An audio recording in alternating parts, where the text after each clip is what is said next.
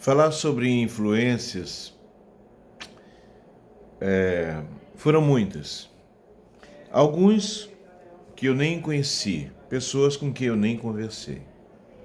Porque comunicadores nos influenciam mesmo que eles não saibam. Eu tive a oportunidade de ir no Rio de Janeiro, colocar o rosto no vidro na rádio Globo AM.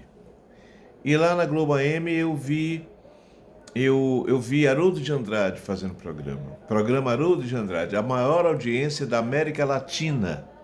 35 anos de primeiro lugar no Rio de Janeiro.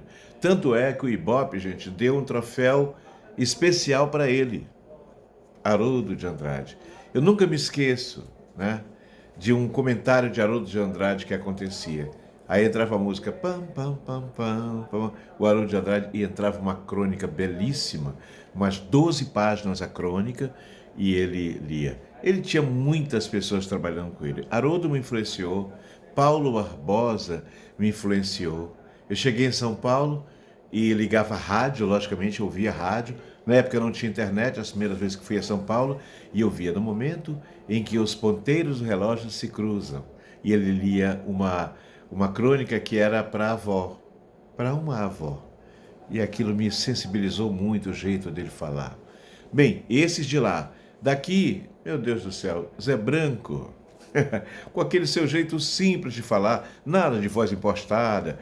Ele brincava, ei rapaz, não sei o que, falava como se estivesse na minha cozinha lá de casa. O outro, uma voz mais encorpada, o Floresvaldo Souza, né?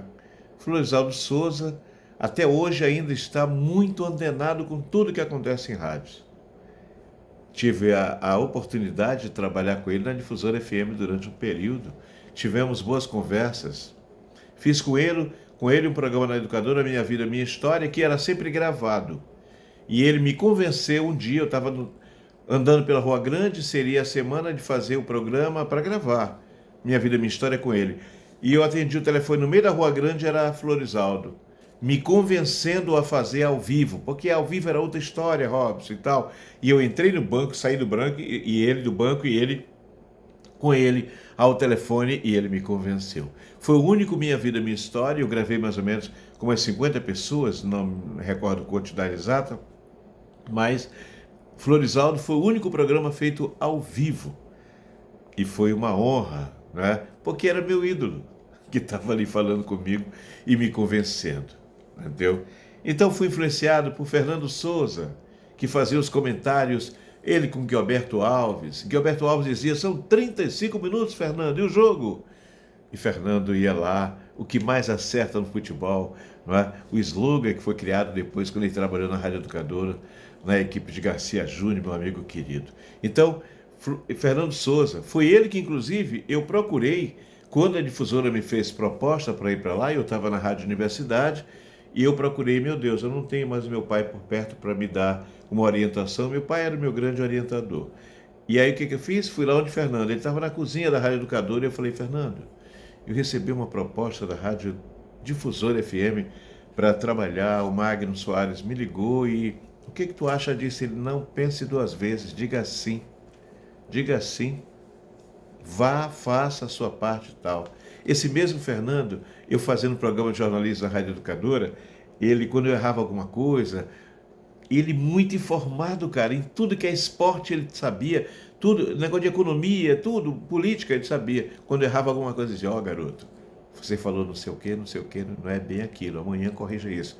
Então eu sinto uma falta danada desse cara. Eu sei que ele teve problema grave de saúde, que ele agora fica em casa, talvez agora ele esteja ouvindo isso aqui. Fernando, se você me ouvir, me acompanhar nessa gravação, saiba da importância de você na minha vida naquele momento. Que gratidão que tenho a você por isso. Então eu poderia citar outras pessoas que foram me influenciando. Por exemplo, Zé Leite, que era um cara que fazia um programa que era o programa da madrugada, não me recordo agora, meu Deus, Bom Dia Compadre, pronto. O Bom Dia Compadre, ali eu aprendi sonoplastia. Ele tinha um negócio de um cavalo que fazia barulho no estúdio e tal, quando ele chegava e quando ele saía. Meu Deus do céu. Eu nunca me esqueço. Ele chamava o operador de áudio dele, gentilmente, de chulé de urubu. Poxa, chulé de urubu. Então esse cara é muito importante na minha vida. Depois, eu virei amigo dele, cara. Eu gravei, o cliente dele era um Armazém Paraíba. Aí ele chegava lá em casa, estacionava o Fusca e a gente ficava conversando ali no São Francisco, histórias, eu aprendendo com aquele homem ali. E ele preparava um texto, detalhe, o texto dele era muito pequeno. E eu gravava começado do Armazém Paraíba para ele. Conheci o filho dele, que a gente chamava Zé Milk. Milk, leite, né? Milk, que era por causa do velho. Ele morreu de forma trágica, né? Assassinado no São Francisco, ali em frente à antiga Lusitana, naqueles quiosques ali de alimento. Numa madrugada, houve uma briga, não sei o que, ele foi apartar e o cara atirou nele. É uma tristeza da gente naquela época. Mas eu tive muitas influências. Bem, qual é a influência divisora de águas na minha vida? Se chama João Moana, padre, escritor, pedagogo, médico. A formação daquele homem, eu até hoje nem sei direito quem era João Moana. Ele era muito mais do que qualquer conceito que eu pudesse dar. É ele que lá, no grupo que ele criou, Juventude Universitária Autêntica Cristã, a JUAC, ele criou esse grupo e o objetivo dele era colocar o cristianismo dentro do coração dessas pessoas, futuros profissionais, para que no futuro eles fossem profissionais cristãos que seguissem as doutrinas do Cristo. É ele que me chama para fazer a primeira palestra em Chapadinha no ano de 1980, exatamente no mês que a minha mãe morreu. Nunca me esqueço, minha mãe morreu na metade da semana, no domingo, quando cheguei para participar do grupo, que o grupo se juntava na Igreja da Sé, às 4 da tarde, depois a gente ia para a missa de Moana, não é? Para a homilia dele. E ele só disse isso no domingo: olha, esteja lá segunda-feira na Rua Formosa, na Casa Moana. Nem mais nem menos, 3 horas. Tá bom. Cheguei lá, entrei, a gente esperava, né, numa antessala. Quando eu entrei, ele olhou: sua mãe morreu, não é? É. Ok. Você é um cristão mesmo ou você é só uma farsa de cristão? E eu fiquei apavorado com aquilo. Esse homem não me respeita. Eu perdi a minha mãe, que história é essa? Você está vivendo o melhor momento da sua vida. Você não sabe. No futuro você vai perceber. Você vai para casa e para que você possa refletir sobre isso. O que você fala na igreja, quando você faz as leituras na igreja, todo mundo gosta da sua voz. Então, o que você está? Nós temos uma palestra para dar lá em Chapadinha. Eu vou dar palestra para os casais e você vai dar palestra para jovens. Esteja aqui amanhã de novo às 3 horas. A conversa não durou 3 minutos. A conversa não, o sermão. E no dia seguinte eu estava lá e disse: venha e traga um croquis, digamos assim, da sua palestra.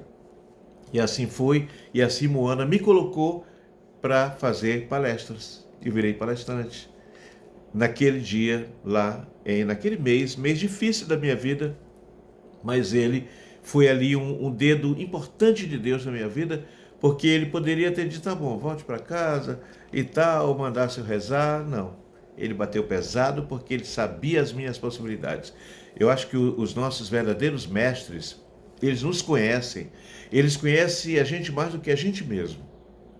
E Moana sabia das minhas possibilidades e percebeu isso.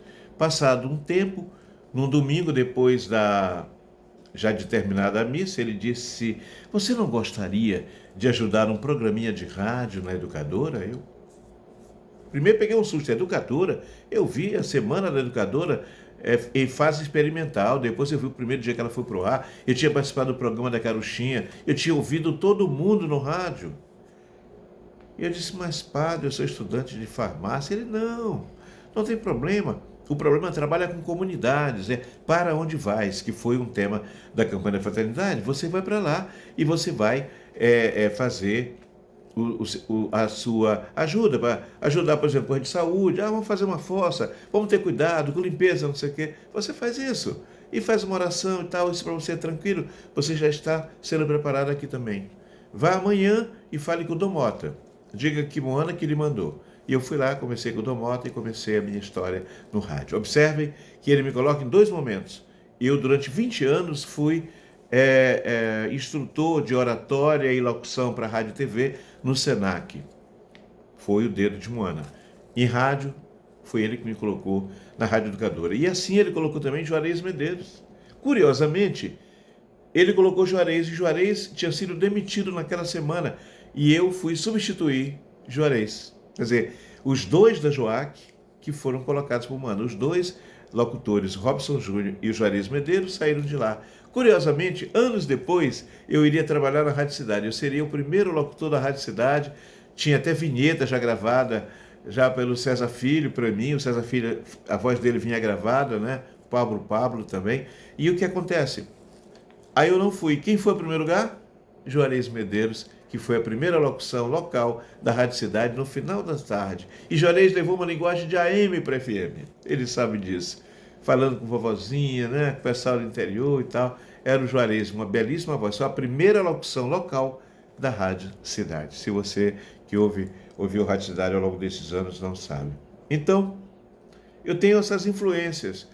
Eu podia citar influências também para a minha vida de professores, porque tem professor que não nos influencia somente para negócio de ensinamento e tal, para passar em prova, para se formar, não. Zé Maria do Amaral, véspera do vestibular de 1978, que eu passei, num sábado, vamos lá, hoje vai ter o encontro de todos aqui para fazer o bizu, era bizu, macetes para a prova e tal. Beleza, eu fui para lá de tarde, Zé Maria disse: fechem seus cadernos e suas apostilas. Hoje nós vamos falar de casamento. Meu Deus, que é isso? Aquele homem ali, a gente todos esperando os macetes, que eram as ideias de questões que podiam cair no vestibular. E sabe de uma coisa? Ele era uma das pessoas que fazia prova do vestibular. Ele era um dos, né? A prova de química tinha o dedo de Zé Maria do Amaral. A gente sabia disso. Então, Zé Maria foi falar de casamento e passou uma tarde inteira, contou histórias. Ele era do Piauí, né? Olha, quando eu vim para o Maranhão, meu pai vendeu 10 minutos de bode. Era assim, a gente abria a porteira, tanto bode no Piauí, ele contando pra gente. E a gente dando gargalhadas. Um dia depois do resultado vestibular, eu fui lá para agradecer. Ele dava o atestado de bons antecedentes, Zé Maria. A gente tinha que ter o atestado de bons antecedentes para ir fazer a matrícula, gente. Aí eu fui lá e agradecer ele por aquela frase. Depois nos encontraríamos no curso de farmácia, porque ele era professor de Química Analítica 1, Zé Maria. Eu aprendi tanto com aquele homem. Eu aprendi uma frase que é importante, aprendi neurociência, quando nem se falava de neurociência. Ainda em 1977, em janeiro, ele dizia: senhores futuros doutores e doutoras, bom dia. Gente, quando você fala isso, você está gerando uma possibilidade, o seu cérebro absorve aquilo. Por isso a importância da palavra, e eu disse isso tantas vezes nos meus cursos de oratória, é preciso ter cuidado com a palavra. A palavra tem um poder, mas não é só de destruir, não. Ela tem um poder também, sabe, de fazer nascer flores, de fazer encerrar a guerra, de fazer plantar o amor. A palavra tem isso. E ele dizia isso pra gente. Senhores futuros doutores e futuras doutoras, boa tarde, ou então bom dia, quando ele estava chegando de manhã. Então, as influências são tantas, né? As influências são tantas. Do meu pai, em relação à rádio, ele dizia: Robson, preste atenção no que você vai falar no rádio. Detalhe, meu pai não me ouvia. Não me ouvia, mas me dava aula de rádio. Ele ouvia que era Geraldo Castro. Geraldo sabe disso, né, Geraldo? O nosso saudoso Roberto Fernandes. Ele ouvia os dois e participava. Seu Alberto está no ar. Seu Alberto era o pai do Robson Júnior. Então, o que acontece? Meu pai dizia: olha, Robson, tu sabe, eu mal assino meu nome. Tudo que eu aprendi, filho, eu aprendi no rádio. Portanto, capricha no que você vai falar. Então, quando eu entro no ar hoje, gente, encerrando essa história aqui das influências, eu sempre lembro do meu pai. E eu coloco sempre uma palavra que possa ajudar de alguma forma. Nem sempre eu consigo, não é? Mas pode acreditar, eu tento fazer isso toda vez que eu entro no ar. Essas influências, se tem algumas, são milhares as influências que eu tenho no dia a dia, não perco só uma coisa que me aparece. Pode ser até de um bêbado, que me pare no meio de uma rua, como uma vez um bêbado me parou para me dar um sermão sobre casamento. Era um bafo danado que eu saí de lá quase bêbado, mas eu fiquei ouvindo aquele homem. Eu digo, não, Deus está falando por ele, só comigo, lá no meu íntimo. E ele não me conhecia, não sabia quem eu era, não sabia nada, não sabia da minha vida, eu estava numa confusão no dia, negócio de casamento, e ele disse, pegou na minha mão assim com maior força e disse, casamento não é fácil, né, garoto? E eu, cara, quase tenho um troço. Como é que aquele homem me dizia aquilo? Gente, aprendi ali uma lição. O que nós precisamos ouvir de sermão não precisa vir do nosso padre com a sua roupa muito bem paramentada, com alguém lá no centro espírita, com alguém lá num templo, um guru, não sei o quê. Não. Às vezes, para testar a nossa capacidade de percepção dos nossos sentidos, vem um sermão através de uma prostituta, de um ladrão, de um bêbado numa esquina. Um dos melhores sermões sobre casamento da minha vida veio de um bêbado no sábado à noite no bairro do São Francisco, bem naquela rotatória ali. Para vocês verem que as influências vêm de todo lado.